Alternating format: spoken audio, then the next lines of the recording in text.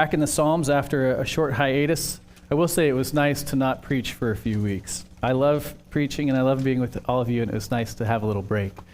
But we're back in the Psalms, and we're picking up in Psalm 62, and I want to do something this morning that may seem a little different. I want to begin our sermon time, with silence.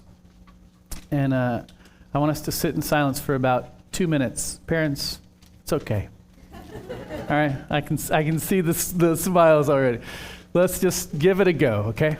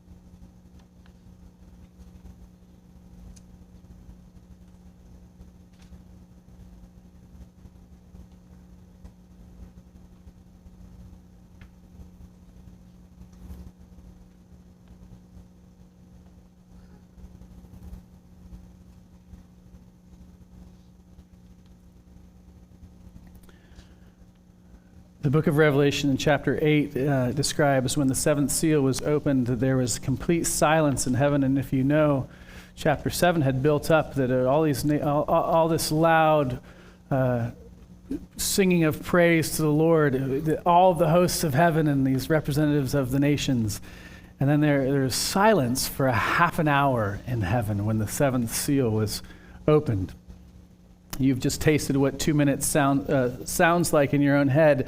And I want to ask you how it went, but I think I probably know how it went. Let me describe it like this. 2 nights ago, we camped out with the Tanis family at Raystown Lake.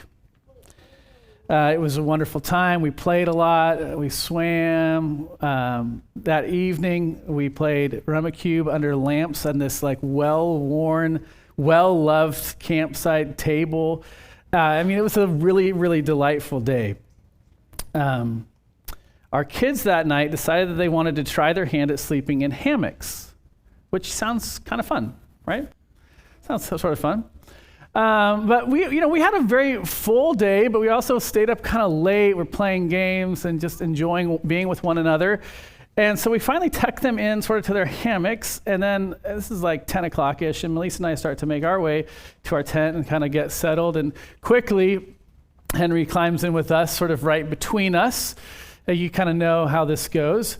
And then almost immediately, it seems, or maybe it was sort of at the same time, these neighbors to our south that had just pulled in late and got their tent settled decided to start swimming, so we're hearing some of their splashing. And then every night it seemed, but maybe this night it seemed more pronounced, neighbors a few sites to the north of us had a generator humming. And then Melissa and I are laying our heads down with Henry sort of beside us. And then I'm telling you, I'm hearing this. And I think I'm putting this together the people that just got the spot immediately to the north of us are cutting wood for their fire because they think that that's what they're supposed to do at this hour. And we're just sitting there, we're like, trying to fall asleep. Little one beside us, every kind of bug I imagine possible is like chirping and talking to each other. And the generator's humming, and the person's cutting their firewood, and splish splashing is taking place. It's like, what's going on? And as I'm laying there, I'm remembering Jim Gaffigan's just brilliant stand-up piece about happy camper. Y'all know this? He says, has anybody really been a happy camper? Because when you use that phrase, you are always being sarcastic. He's a real happy camper. Why don't we just call them camper? He says, hey, want to burn a couple vacation days sleeping on the ground outside? Okay. So amazingly, actually, Melissa and I, to the lull of the generator and all the bugs and the chopping and the splish splashing, we actually fall asleep. I think she was aided by earplugs. Until we didn't fall asleep because we woke up to rain. And the immediate thought of, two of my children are in a hammock in the rain. I should get up, but I don't really want to.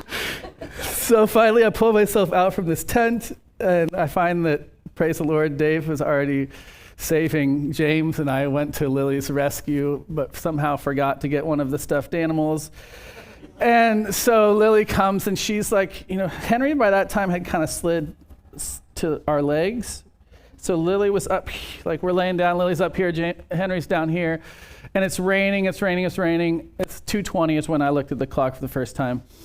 And soon after, Dave had gotten James settled in the tent, but the tent, of course he's by himself, and who likes to be by yourself when it's raining and like lightning outside? He doesn't like that. So he comes, and somehow he finds like the only place that I could maybe still move, which was to my left, because I was between the tent and me, and there we all we just lay there.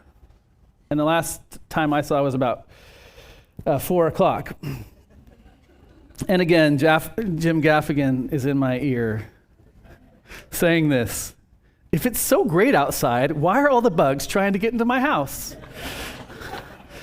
Is that how your silence went? We're in the church. We've come to meet with God. We've come to be present to one another, right? To dwell in the divine. And to have God make good on his promise that he is with us. But we know that our minds are jittery, right? Our thoughts bounce around. Our hearts are really restless. And our desires, they jump. And our bodies are almost in just a constant flux because of all this going on. They're kind of like me trying to get settled in the tent, which is just a constant movement of like, what can I do to make myself comfy and not wake up a child?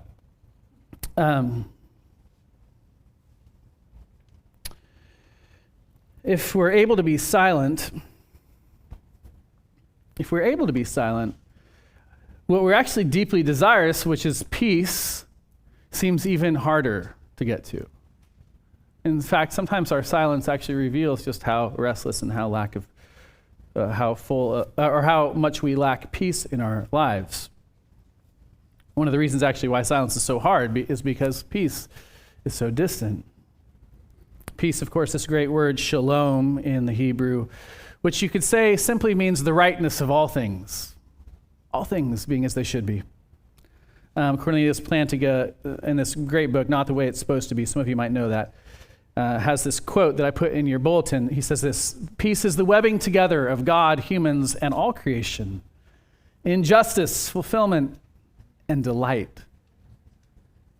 That's what the Hebrew prophets call shalom. In the Bible, shalom means universal flourishing, wholeness, delight.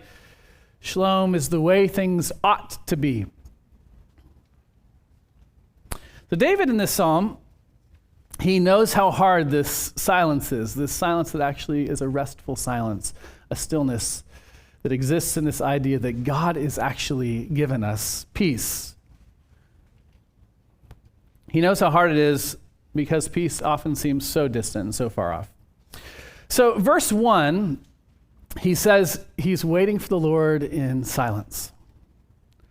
But I wonder if you notice this very quickly, actually, all the way, almost immediately, verse 3, he begins to recount the things that break peace, which is also to say just the things that bring stress. Okay, verse 3. Stress in the midst of silence. How long will all of you attack a man to batter him, like a leaning wall, a tottering fence? They only plan to thrust him down from his high position. They take pleasure in falsehood. They bless with their mouths, but inwardly they curse. Selah.